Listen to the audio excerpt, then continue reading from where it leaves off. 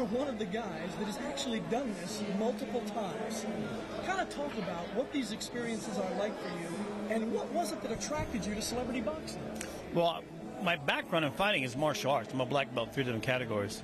Obviously, you know, what happened between me and Canseco, I never expected. Martial arts doesn't translate into boxing, especially when you don't train and going through a whole bunch of problems, especially when you don't expect the guy. To me, it was like a sucker punch to do that to you. After that, I definitely got more involved, trained more. After the Bonaducci fight, which, you know, people say, well, why didn't you hurt him? It wasn't really a fight. I had him controlled all the way. My jab was just killing him, my right. I didn't want to hurt the guy. It wasn't really a match for me.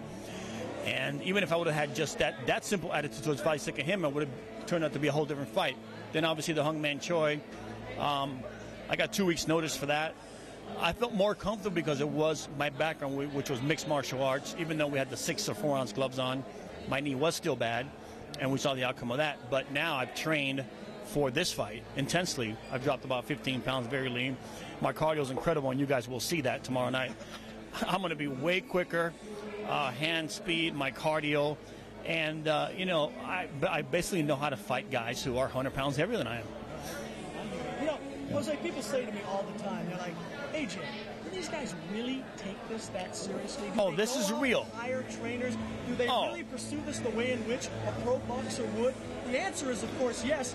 And I want you right now to tell me exactly how seriously you're approaching this. You went and hired trainers specifically for this to get you in boxing shape. Kind of capsulize that whole experience. And well, obviously, celebrity boxing or not, we're all competitors. And you saw what happened to me against Canseco, even though, you know, he had a lot of background experience. When you don't block a punch, or when you don't have cardio, or when you don't train, he nailed me pretty good, knocked me off my feet. Basically, the fight was over there because I didn't know how to recoup from that.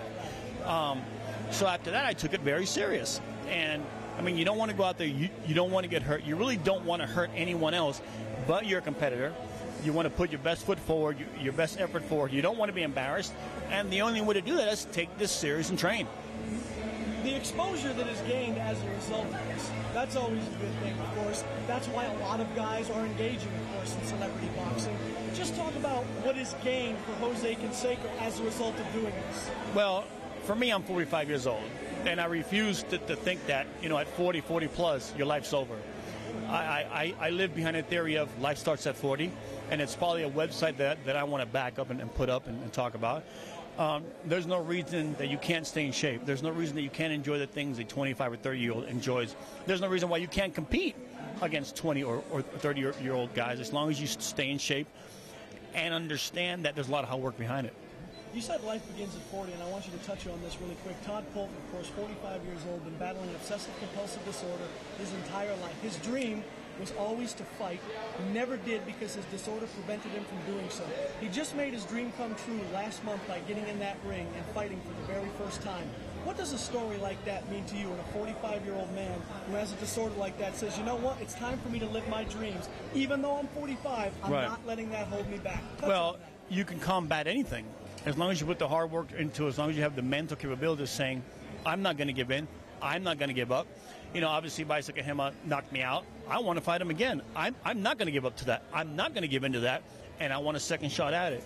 I think when you face your fears directly, those fears go away. When you realize that you can overcome them, it makes you a much better person. What you've endured as a result of the Juiced book and the press, obviously, that's going on with regard to the steroids and so on and so forth. How do you approach that today?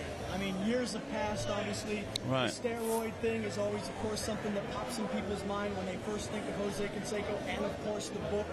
I mean, what does that feel like for you now a few years later? I think it helps me in a lot of sense because what Major League Baseball did to me, taking the game I love away from me, and the nightmares I've had because of it, I can face any giant in the ring, and there's no way in shape and form they can do any physical or psychological damage compared to what baseball did to me. It's impossible. I will face anybody in the ring. It doesn't matter. They may break my jaw, they may break my nose. It's nothing really that compares to when the game is taken away from you. You know what I find ironic in